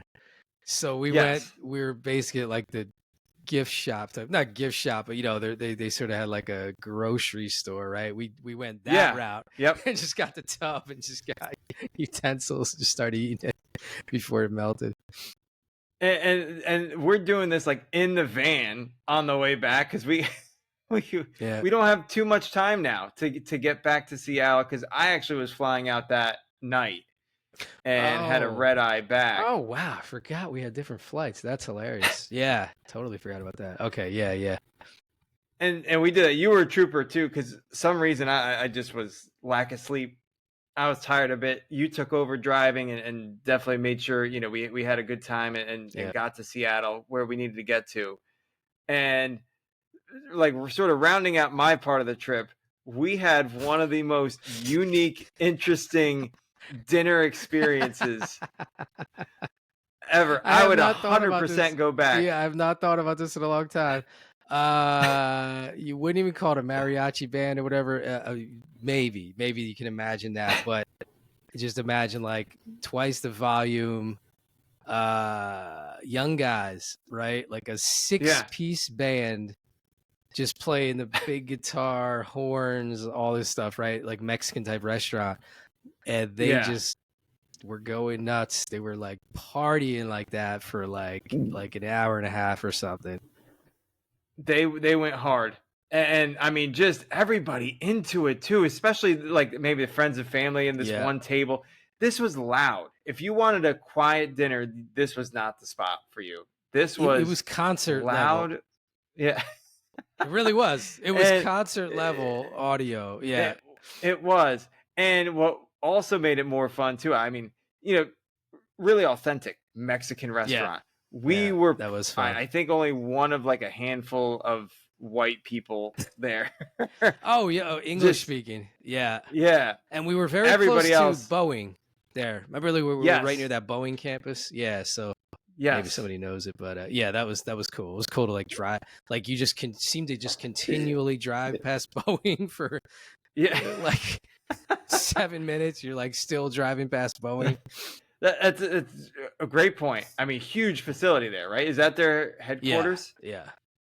And so, you know, picture these buildings. They have to fit planes in these buildings. Yeah. So it was really like a mini airport, you know, essentially. And so that dinner was great. It was just phenomenal. Had an awesome time. And then, you know, you dropped me off at the airport. It's time to go. So I had a red eye there, or a red eye on the way back to the East Coast. But you had an extra day that you got to explore. And I forgot about that. Just have some fun. I wouldn't even. You know what's crazy? I actually don't remember what I did then. So that just shows, like, you know, needed my bro there with me. It wasn't the same. I was probably shedding tears. No, there was one experience you had, and then we could sum up the story. Oh, great. Yes. Great call. Yeah. Okay. Yeah, I hiked. You had found that trail for me. Right. Went hiking, went up the trail, recorded some video. Yeah, that's right. And it was a great hike, and watched people like launching off, doing hang gliding off the side of like the top of the mountain as I got to the top. So that was cool. Where would you find that? You know, so like I think I've never seen like that actively done. Just someone, you know, with their suit mountain. And just I don't know. It was like a service that was, you know, the guy was selling people on doing that. And yeah, that's right. Wow. Did you go? Forget that? I did not. No, I was talking to the guy for a while. And I considered it because I actually done hang gliding before. It's unbelievably cool. It's really awesome. Like, really is like sprouting wings. But no, I don't know. It just wasn't the right time and stuff. Like, I just, you know, just was. You got to be in the mood for that and everything. Yeah, it just wasn't. And I mean, you had a flight. You know, you had I want to get back to the East Coast. Maybe that probably wouldn't get you there fast enough. I think you need to mentally prepare for it and stuff. I wasn't mentally prepared, but I mean, what a trip! What a trip! Yeah, one of the best trips. Yeah, we had a great time. good male bonding. I think we had a I think we were compatible travel partners, right? Like, we didn't get on each other's nerves and stuff. And yeah, it was fun. It was awesome because I don't think we've done like a solo trip together and just explore, right, some other part of the country, etc. That was awesome. So I had a great time with you. And I think to summarize the track and field part of it, absolutely, if you at all want to go on vacation or think about watching track and field world championships, maybe I'm interested, maybe I'm not, I would say 100% worth it. Maybe an Olympics. Pick a night where there's listen, don't tempt me. I know it's coming. It's definitely worth seeing. Yeah. If you have any interest in track and field or want to see athletes do their best, just like you see like NFL, right? Go to a playoff game or go to a championship basketball game, etc. These are the best of the best in the world at what they do, and it was phenomenal. Yeah. Agreed. Yeah, that's a great summary. Yeah, nothing more to add. Yeah, that's perfect.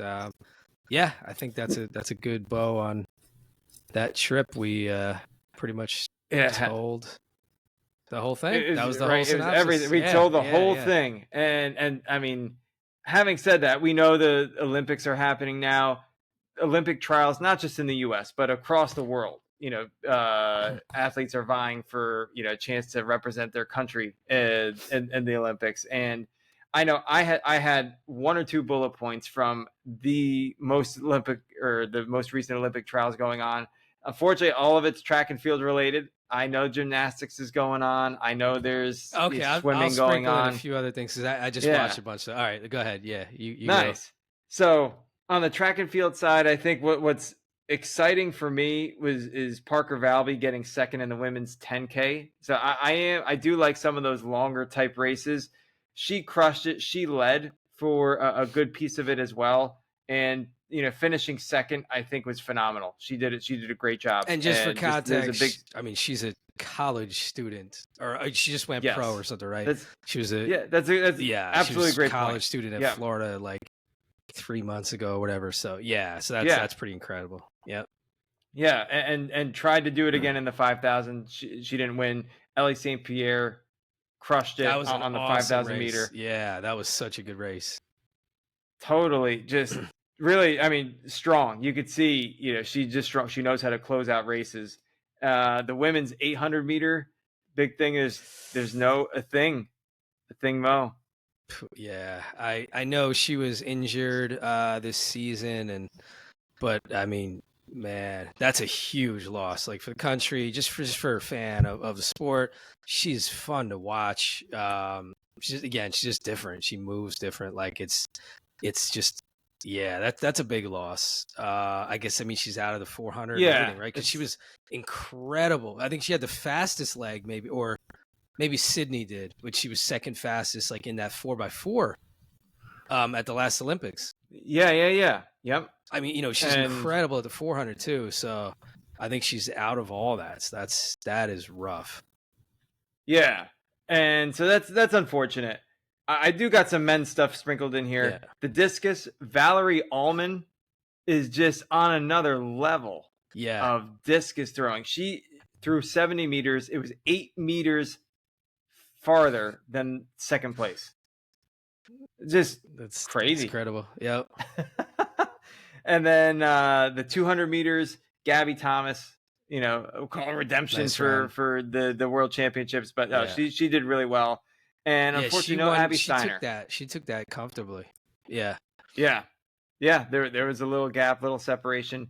Abby Steiner, maybe the selfie, maybe that photo took a little bit out of her. She was actually battling some foot injuries. She had double foot surgery in the off season. That's what I hadn't heard that till recently. Yeah, it's just some weird Helgar's surgery, some weird thing. I don't know what that is, but poor girl. I mean, she's awesome. Her attitude is fantastic. I know she was crying after and stuff. Like, I feel for her for sure. She's awesome. She'll be back. Exactly. This is just a setback for a step forward. Some phrase like that. There's a really good phrase. 1,500 women's, Nikki Hiltz.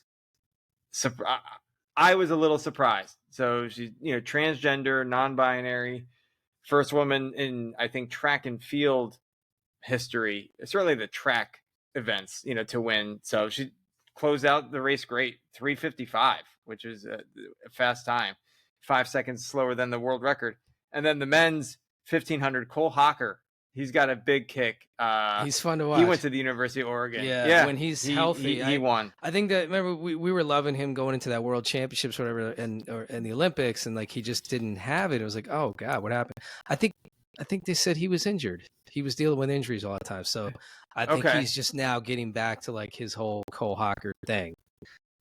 He's awesome. He's really fun to watch. I like him. Really, really good stuff. And the only other thing I have, the women's 3,000 meter steeplechase. I've got this weird like affinity to the steeplechase. Bless you. Nice. Like, I want to do a steeplechase. I do think I will stumble over the first steeple. Like, I don't think I can actually hurdle. You'd have some trouble that. Your short legs. That one. Like your endurance is good, but I think the short legs would hurt you a little.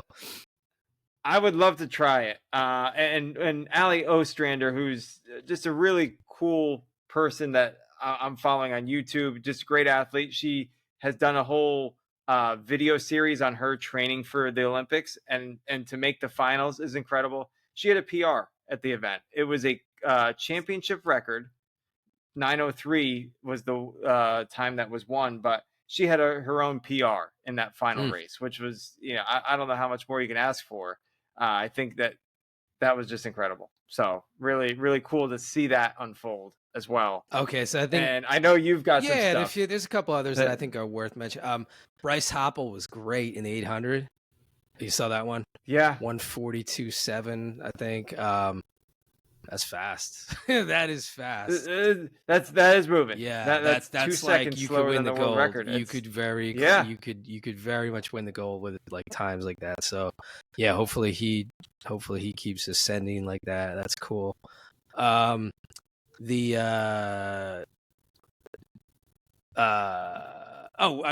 Biles. That's interesting. I think. Yeah. Just back to championship form. Crushed everybody. Wasn't even close. I didn't see. I heard. Oh, good. Yeah, I didn't see the whole thing. I saw. That's all I heard. Okay. Yeah, I saw some of the end scores, and like she was, she's just like gapping the field like normal. Katie Ledecky is still like incredible. I think there's going to be a huge showdown with her with the Australian swimmers this year. I think they keep leveling up. Like they've gotten faster and faster. So it's going to be like U.S. versus Australia, like big showdown in swimming. Yes. Yeah, swimming's pretty fun. I don't know. I know. Are you excited about anything else? I don't know. It's interesting. Some events also were chosen earlier in the month, actually. So like more so in June, like rugby, from my understanding, was chosen like more at the beginning of the month. It's interesting. There's obviously events that we don't even know. Table tennis. Is that winter or summer? That's summer. Yeah, they play that in summer. I love that. I love seeing table tennis. It's fun to watch. It's great. Yeah. Oh, how fast they have to be, like, in terms of choosing shots and what's next. It's crazy. Yeah. There's a whole host of events. I know in the men's, we didn't even mention the 100 meters. Those are good. Yeah, they were good. They were good. Yeah, I mean the biggest stars won them, right? Noah Lyles winning. So that he had a good race. Christian Coleman got in there. That's cool because he got bounced out of the 200. And then I mean, just wow. If Sha'Carri Richardson can get a little faster starts, she could toy with these like world record kind of country. I mean, she's like putting herself in like a 0.15 second hole at the beginning of these races, and then easily running everyone else down and blowing them away. Like, she's putting up fast times with like terrible starts.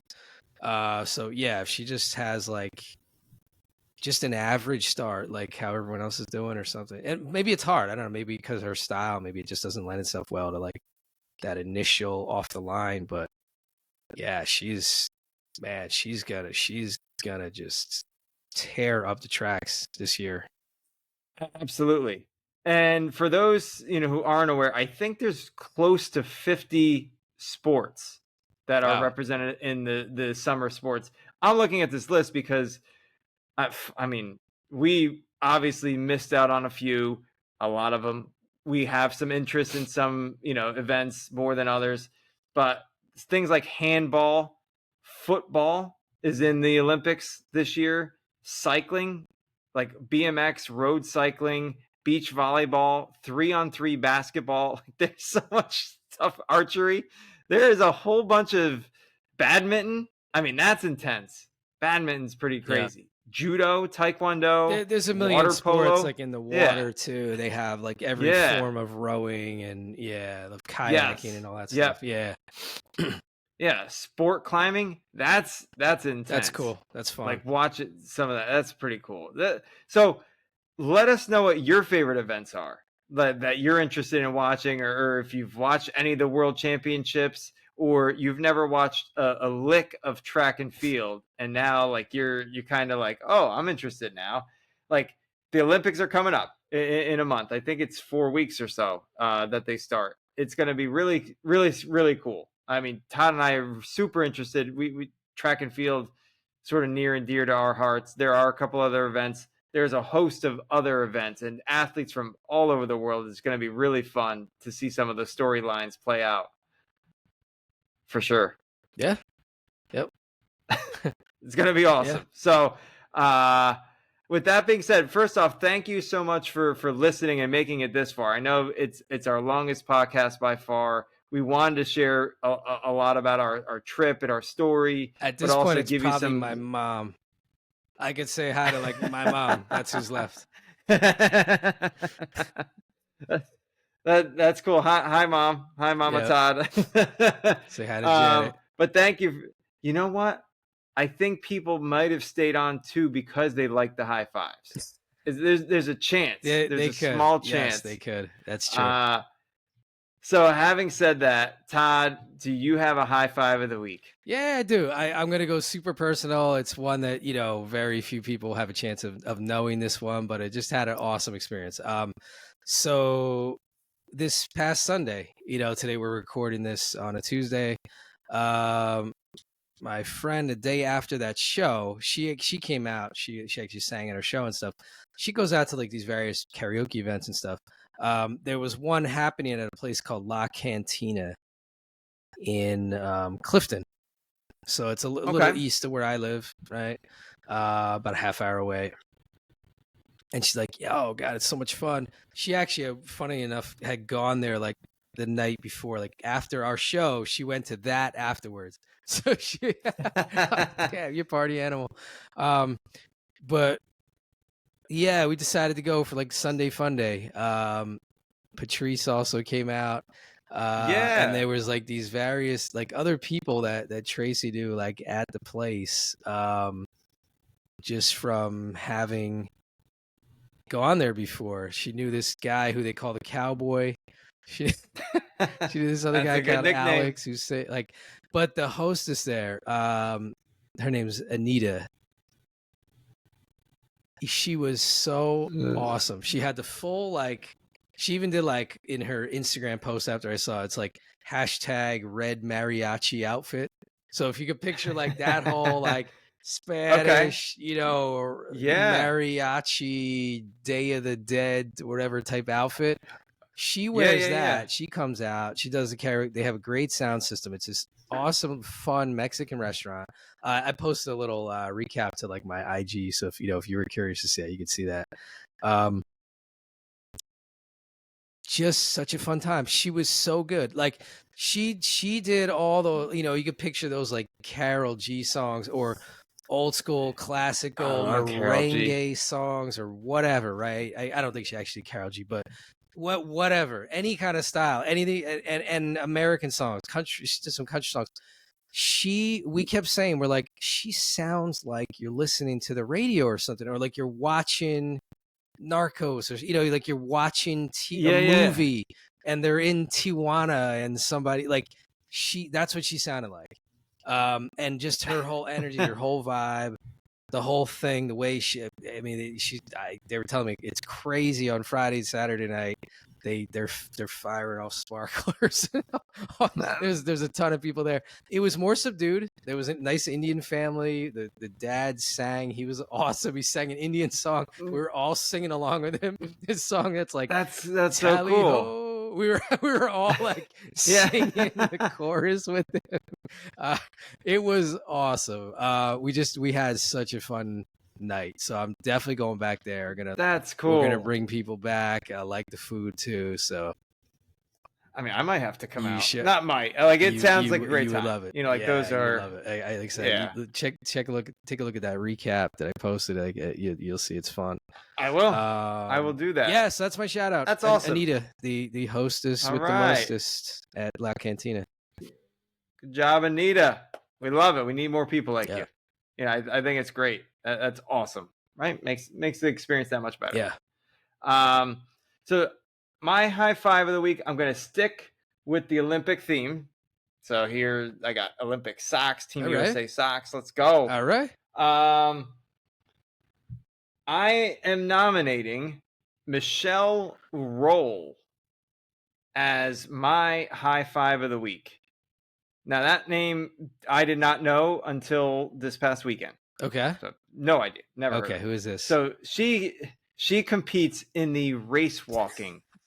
Okay. Event. Now you have to see it to believe it. I think like there is an event. It's called race walking, and they do it on the track. But I think some of the longer distances they actually do on the road. Yeah. They had in the U.S. So race walking is an Olympic sport. They had the 20,000 meters, so 20-kilometer race walking, trials going on. And Michelle Roll finished in bronze. And so, okay, she made the team. I think that's actually what's exciting. She is 58 years old. What? Whoa. What? She is a grandmother. She is 58 years old and won the U.S. National Championships back in 2003. Hung up her shoes, brought him back out, and finished the 20. So basically 20 kilometers is roughly a half marathon. It's a little bit less than a half marathon. She did it in 1:42, which is a pretty phenomenal half marathon time if you were just running it. That's less than an 8-minute mile. So I think that's probably what she averaged, for that distance. She's 58. She finished third in the U.S. trials, and she's going to Paris. That's incredible. That is a good story. Oh my God. I had not heard that. I imagine like American media is probably going to force that down our throats, I would guess. I mean, because they should. I don't know who, like it's a great, I don't know who, like, or how old is the oldest person to compete in the Olympics. She's 58. She's a grandmother. She's probably it. I remember there was that one. Do you remember that woman on like the Romanian gymnastics team or something? Do you remember that? She was at like 5 or 6 Olympics in a row. Yes. Something completely. Yes. No, I think it was like 6. She just did the vault. I remember that. I do not believe you're right. I mean, 58. I think she might have been 50 even max. Maybe somewhere 48 maybe. Yeah, I do not believe she's anywhere near 58. And she did compete in the Olympics. Her last Olympics was 2000, that's 1996, and then 1992. So Barcelona. She was at Barcelona. She is spanning 92 through 2020. That's unbelievable. For Team USA, that's not... Team USA, yes. Right. That's not like saying, you're doing that with, who's... Well, sorry, I don't want to pick on anybody, but, like some tiny country or something. Yeah, that's crazy. Do you want to hear another fun fact of her? And then that's my shout out. So she made the Olympic team on the 20-kilometer race walking, championships, trials that we had. But she also has set a American record for the over 55 800 meters, and she ran that at 2:23. What? That's like recent. That's like within the year or something like that. She did that. That was 20. No, that was 3 years ago. 3 years ago. Okay, yeah. Unreal. Unreal. Unreal. That would beat me like in my current shape. That beats me by like more than a minute over that distance. It's really cool. So I came across that over the weekend. I read a little bit more about it. I said that's a cool really story. Good. Yeah. So awesome. Great. Yeah. So great, congrats. Great high five. Congrats. Okay. Awesome episode. Yeah, by far our longest one. If you're still tuning in, you might be the crickets that are tuning into this one. Thank you so much for doing that. Yeah. And maybe breaking them up into segments. Yeah, that's probably what's going to be. We probably won't have a single person who made it to this, but we are going to make 1,937 shorts out of this and throw those all over YouTube. Absolutely. And if you do get to this point and leave a comment with the number 92, we will give you a prize. Okay. I'll give you a prize. That's a good call out. Yes, they deserve it. They very well deserve it. Yes. Absolutely. Absolutely. Thank you so much for listening to us. We know you've got so many other choices, on podcasts to listen to. Millions. But you chose us, and we appreciate you very, very much. Hopefully you did this while doing like a long road trip. You were driving from like my area to like Niagara Falls, and it just was like a third of the trip. Hopefully that's how you did it. That would make sense. So saying there's no other logical way that you would listen to maybe this. Like a long flight. If you were on a long flight, right? If you're flying to Oregon from my area. That's fair. That's fair. That also would be acceptable. That's a good point. Or I mean, if you're running a half marathon, this might be a good Yes. If you're a 58-year-old grandma race walking half marathon, this also would have been an okay way to consume this podcast. No other scenarios will be accepted. No, I think this is the only one that like Spotify or YouTube would suggest. Like, oh, we know that you're doing this. Here's a podcast. That's when we come up in your feed. Yes. Okay. What a show. What a pod. It's been fun. So thanks again for joining us on this great episode. Appreciate you listening in. Todd, great job. Thanks so much for this. Thanks. Yeah. Tune in to us until the next episode. Absolutely. Find us on YouTube, Spotify, or Apple. It's been great. Enjoy the rest of your day. Have a good one. Peace out, everybody.